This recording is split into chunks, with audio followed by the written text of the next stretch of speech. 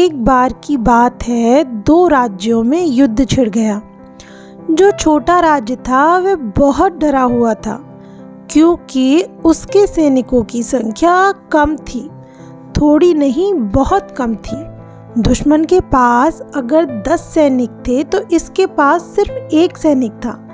इस राज्य के सेनापति ने भी युद्ध पर जाने से इनकार कर दिया, क्योंकि जीत की कोई आशा न थी। इसलिए राजा भी सेनापतियों से कुछ न कह सका।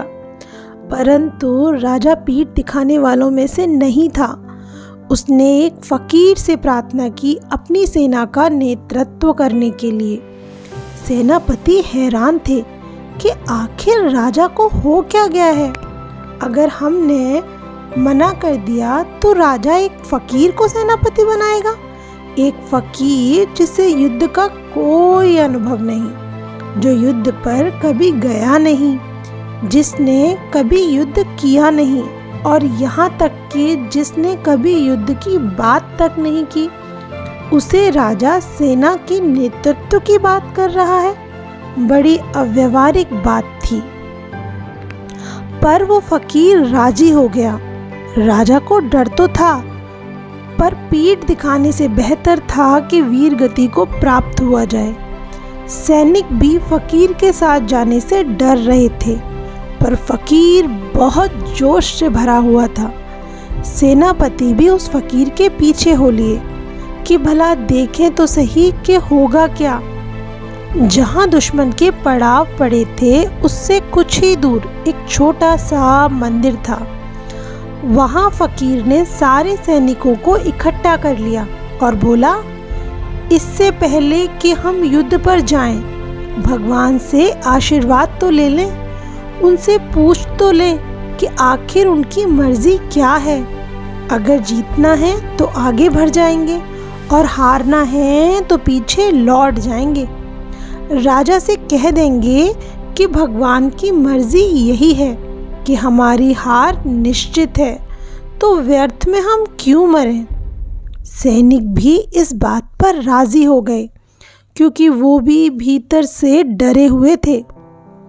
उस फकीर ने हाथ जोड़कर आंख बंद कर भगवान से प्रार्थना की और उसके बाद अपनी झोली से सिक्का निकाला और कहा, हे भगवान, ये सिक्का मैं ऊपर उछालूंगा। अगर ये सीधा गिरा तो जीत हमारी होगी, और उल्टा गिरा तो हमारी हार निश्चित है। हे प्रभु, अब सब तेरे हाथ में है। सभी की नज़र अब उस सिक्के पर टिकी हुई थी। फकीर ने सिक्का उछाला। चमचमाती धूप में वो सिक्का जोर से चमका और नीचे गिर गया। सबने देखा तो सिक्का सीधा गिरा था। जीत तो निश्चित थी। फकीर ने कह दिया कि सैनिकों, अब फिक्र छोड़ दो।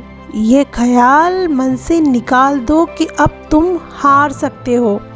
अब इस धरती पर तुम्हें कोई नहीं हरा सकता। ईश्वर का आशीर्वाद अब हमारे साथ है। बस फिर क्या था। सारे सैनिक बुलंद हौसलों के साथ युद्ध में कूद पड़े। 7 दिनों के अंदर अंदर उन्होंने दुश्मन को परास्त कर दिया। उसी सेना को जो आकार में उनसे 10 गुना बड़ी थी। उन्होंने उस युद्ध को जीता जिस युद्ध को जीतना उन्हें असंभव लग रहा था। युद्ध को जीतकर जब सेना वापस लौट रही थी तो उस फकीर ने फिर से उस मंदिर के सामने सेना को रोका और कहा, ठहरो, ये वही मंदिर है जहाँ भगवान ने हमें जीत का आशीर्वाद दिया था। कम से कम रुककर भगवान को धन्यवाद तो दे दो।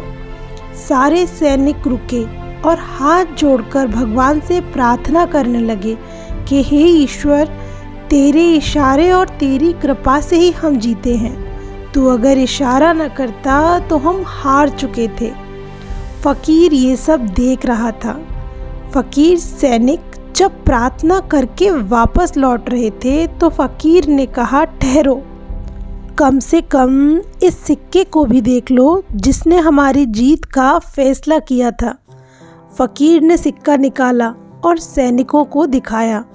सिक्का दोनों तरफ से सीधा था, उसमें कोई उल्टा हिस्सा था ही नहीं। उसे तो जैसे गिराओ उसे सीधा ही गिरना था। अब फ़कीर ने कहा, अब तुम खुद को धन्यवाद दो, क्योंकि तुम्हें जिताया है तुम्हारे आत्मविश्वास ने। तुम जीत की आशा से भर गए थे, इसलिए जीते। तुम निश्चित रूप से हारते, क्योंकि तुम हार के डर से डरे हुए थे। तुम निराश थे, तुम जानते थे कि हारना ही है, पर तुम जीते क्योंकि तुम्हें अपनी जीत पर विश्वास हो गया था।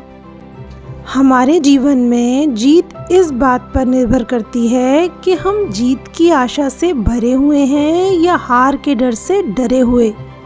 इसलिए कभी डरना मत, कभी हार मत मानना, अपने ऊपर भरोसा रखना, क्योंकि आत्मविश्वास की ताकत ही असली ताकत है।